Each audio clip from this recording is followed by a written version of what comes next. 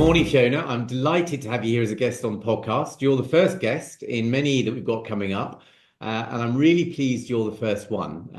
I was delighted when you said you joined me. And today we decided on the topic to talk about particularly the iGaming industry. And because you've been inside in a very senior position for a very successful company, I wondered if we might explore the topic of leadership and how you've experienced it changing in the time you were outside the industry, probably, and then inside the industry, and then where you see it going. And I guess from my perspective, I can add some value to that about what I've seen as well, and also drawing on my career. Yes, and thank you, Kelly. I am very excited to be your first guest, and I'm looking forward to the rest of the series of talks that you're going to have as well. So yes, leadership in iGaming, it has changed, I think, significantly. So I guess for those that don't necessarily know a little bit more about my background, so I have worked in the industry now for only about 9 years. So it certainly doesn't make me an expert in all things iGaming, but then I did work outside of the industry in HR again. My career has always been in HR, and so it was very interesting stepping into iGaming, having worked in very, very long-standing industries like finance and banking and other things for quite some time. Very corporate, so it was very, very different in a lot of ways. But then over the last 9 years, as I said, I think there has been a lot of changes across the whole industry when it comes to a number of things, but certainly when it comes to leadership, and whether that be recruitment, but also the development of the leadership, and I think the structure within different companies as well. Mm. And that's so going from if you just compare working in such large corporates such as banking and then going into the iGaming sector, it must have been, I guess, looking at it from the outside, it must have been a very different prospect, the notion of going into iGaming. It was definitely. Luckily, I didn't step straight from banking into iGaming. I think that would have been an extreme culture shock. I was in software development for a little while, so there was a transitional period, but very, very, very different. I mean, even just the maturity of the industries as well. iGaming hasn't been around as long as banking has, in the same setup, and I think a lot of the people that iGaming was attracting, and still attracts to a certain extent as well. And then obviously it was also very different, having worked in comparatively London to Malta as well. I mean, even those were very different. So yes, it was a significant change. And when you started in iGaming, I'm really interested to understand from your perspective what it was like for you. And also, you would have been in contact with your peers at chief people officer level. I wonder what it was like for you identifying talent that could be moved into more senior roles to take on the responsibilities of leadership. How did that go? It was challenging. When I first joined Catena, it was a much smaller organization. We only had about 40 people, and just Malta. So it was at the very, very early stages before the listing, and certainly before a lot of the acquisitions that the company then went through. And it was a very, very young, very green workforce, right across all levels as well. So there was a management team, but even at that time, the management team, a lot of them had actually grown up through Catena, but also even just in the industry. So it was a much more insular, I think, look and perspective on things for people that had grown up in the industry. And I do remember recruiting, because we did grow organically a lot, not just the acquisitions, and looking at the CVs, and a lot of the titles on the CVs that we were seeing, C-level titles, and they were people that were only a couple of years maybe out of university, and all of their experience had been in iGaming, and they'd grown up through maybe being a customer service agent from the start to then being a chief strategy officer or a chief marketing officer or something like that over the space of maybe 2-3 years, and that was something it was apparent very quickly that titles didn't necessarily reflect within the industry what they did outside, and they didn't necessarily reflect the experience that we were maybe necessarily looking for. So that was from an external point of view. And then from an internal point of view, again, it was trying to find that right mix between yes, we had some people with some fantastic knowledge, but then they were quite green, and then needing to bring in some people from externally, whether that be from within the industry, but then also trying to push and I guess educate some of the managers within the company as well, that we could get external experience that wasn't necessarily iGaming for certain roles where we needed stronger people leadership skills maybe than we could actually get internally by growing people within. So again, it's that balance. And I mean, that's something that all companies face, and that wasn't new to just iGaming, but I think it was something that there weren't a lot of people stepping from outside the industry into management positions. That wasn't seen as the norm at that time. That's really interesting, isn't it? I think that to reflect on that, I think that my experience has been working in the iGaming industry for 10 years now. And I think I would echo exactly your sentiments. I think often there's been experience where somebody is super talented at doing, if you like, an individual contributor's role. So somebody technically competent, excuse me.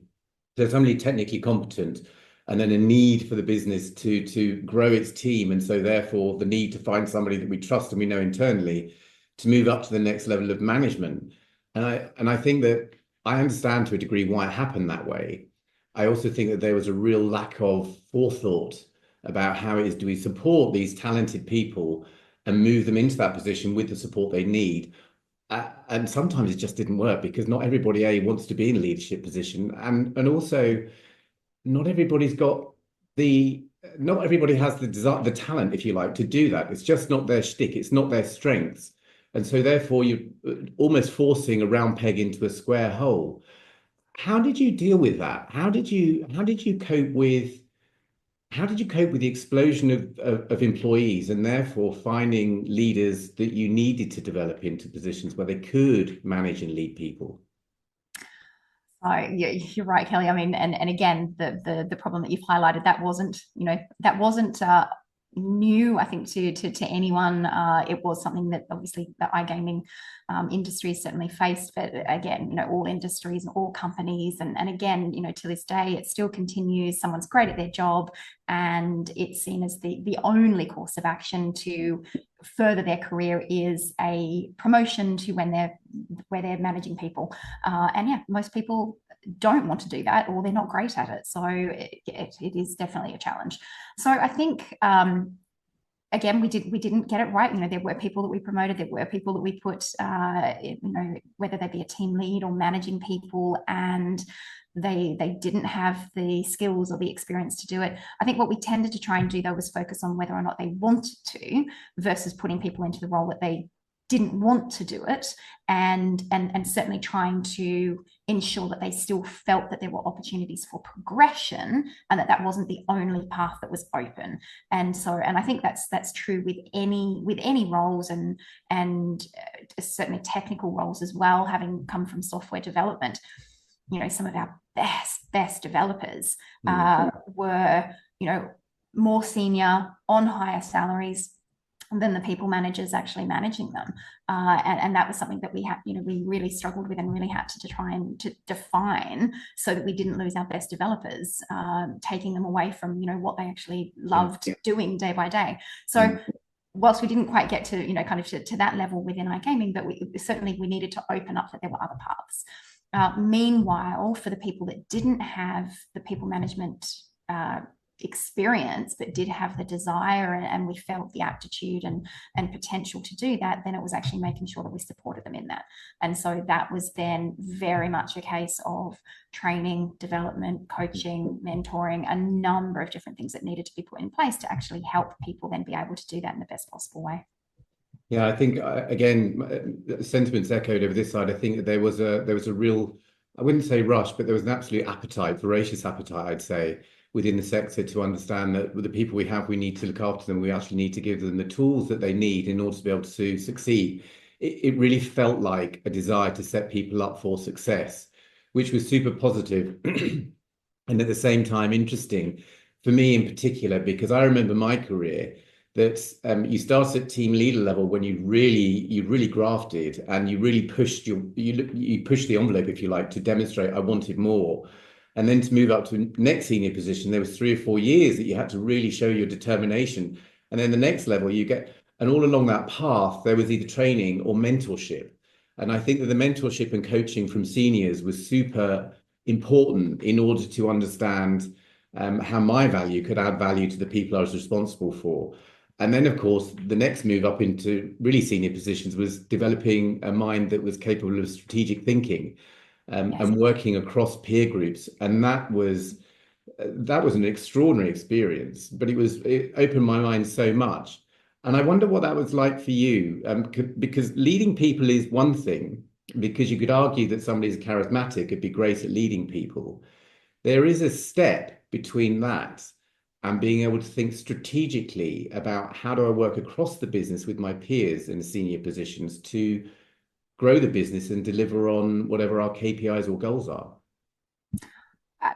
Absolutely. And I think, this is where, for me, it's been really exciting and interesting to see that change over the 9 years that I was working at Catena, whereby I think in the industry initially, it was a much younger industry. It attracted, I think, a different type of employee to most of the companies, and most of the companies felt, I think, the best way to actually support their employees and look after their employees was very much around investing in the benefits that they would give them, and kind of the lunches and the fantastic parties and all those types of things.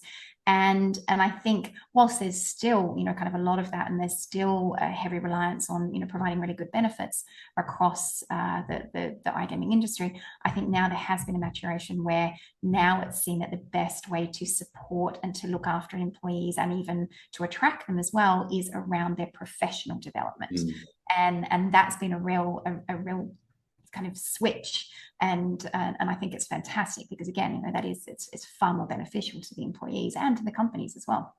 So, and then where that comes in is then really focusing more on, as I said, development, training, that now coaching, across this industry. I think, if you look back a number of years, the number of people in this industry that had ever heard of coaching, considered coaching, or had coaching would have been a much, much, much smaller number.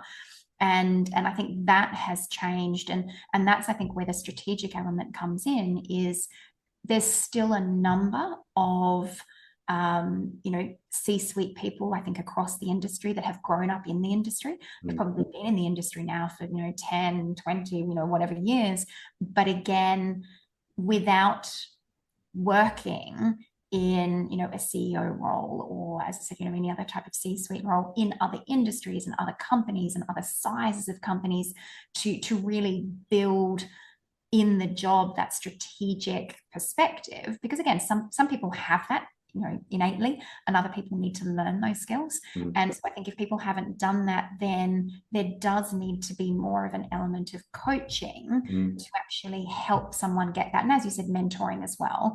And we are now seeing, I think, a much more experienced and stronger C-level across this industry, where there is that capability now for them to mentor the people below them. Whereas I do think, kind of 10, 15 years ago, that wasn't really there. not as much. I mean, again, kind of certainly don't no disrespect to what a lot of the senior people that were still around then, but I think now that there is a much bigger quantity. Yeah, I think that's a really interesting observation. I think as a coach, I echo again your sentiment. I think that those people that have been around and they get to C-suite, C-suite or moving up into that position, there is a richness. I feel there's a greater richness of people going into those positions, and they're more open to the idea of coaching and the value that it can bring to them, their C-suite, and therefore the rest of the organization. Give me your impression now. You're outside the industry now. So I wonder, what are your thoughts about what the future looks like for the sector? How do you see it changing?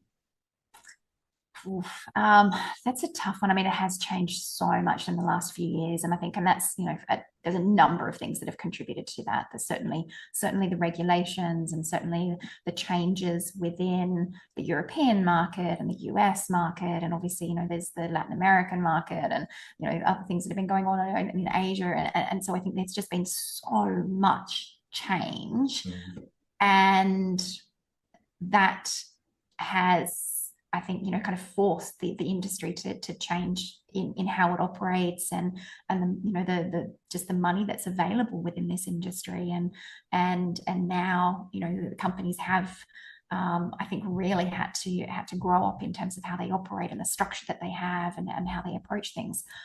What the future holds, I definitely see more of that. I definitely see more focus on every spend and every investment really being more focused on the ROI that maybe I think years gone by wasn't so much there. I think for the employees, again, there is going to be a lot more around a career path, and a lot more around developing people within this industry, and more people coming from outside of the industry into it as well. I see that continuing as well, and I think that gives, kind of certainly enriches the industry as well. Otherwise, when it comes to what else the future holds, I'm not sure. I wish I had the crystal ball to really know on that front, but I do see that things are definitely getting tougher, and. But at that same time, as I said, I've seen the exciting flip side of that, which is that now I think it's a lot cleaner as an industry. It is a lot more mature, and it's still exciting, and it still has that fast pace. But now it's lost maybe a little bit more of the cowboy element.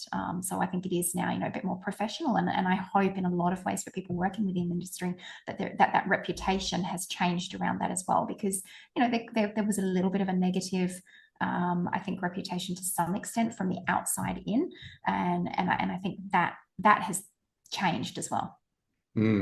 I agree with you. I think that my observation is that even with some of the bigger companies, and I'm not talking about the MGMs of this world, I'm talking about the companies that have grown organically. I think that my observation is that there is, even now, I'm finding CPOs getting in contact saying that they're looking at what they're doing around their leadership development. And I'm absolutely delighted, because I think it's about really respecting the people they have in their business, and understanding about how do we future-proof the business? How do we help the business to grow in a sustainable way? And it also makes me smile, because I think to myself, goodness me, you've grown at such a rapid rate, and there are companies making lots of money out there still. And it's at this point that they're seriously looking at investing in their future leadership, and how it is that they do build a sustainable business, because that's what it's all about. And I think there is a process of maturation that's going on, and an understanding that professionalization, if you will, of the sector is very important, and also a desperation, I was going to say. Is it desperation? I think it's a real deep desire to want to keep hold of some of those original roots, which was about the big parties, the benefits, etc., that go with it. And that feels like it's quite difficult sometimes for the industry to understand or believe that there is a need for stepping up. I guess the metaphor that comes to mind is it's like when somebody leaves home for the first time and they move into their own place. It's all of a sudden having to do your own washing up and having to do your own ironing and all those kind of things. Do you see what I mean? Yes, definitely. And I think that there's a slight reluctance somehow about that, and it's how they manage to find that blend. Where do you see where do you see the market moving? Because there's been a lot of acquisition. You used to work for Catena, which was acquired. And then we Mhm. see big companies like MGM buying some huge players like Leo, and then Leo buying other companies. What do you see happening in the future? I mean, I hope it's not the case, but sadly, I do think that it will become a little bit more of a battle of the giants. Mm, If this trend continues, where kind of, yes, large operators buying up other operators, and then there just becomes a smaller amount of them. As I said, I see why to some extent that is happening, but I think that would be a shame, mm. because yeah, I think there's as with anything, competition is healthy, and having a lot of different types of operators in the market, I think, is actually beneficial for the players, but also for the employees as well, and the industry as a whole. So yeah, I'm not really sure, but that we certainly have seen, as you said, that change, and yeah, there are now some massive players out there now. I think you're right. Fiona, it's been an absolute delight. Thank you so much for your time. I've really enjoyed it. I'm sure our listeners will be delighted. And who knows, maybe you'll come back on in 6 or 9 months' time just to see what your observations are. 9 months outside the industry, but still keeping your hot contacts internally. Thank you so much, Kelly. I'm very, very happy to join you and happy to come back anytime. Thanks very much, Fiona. Thank you.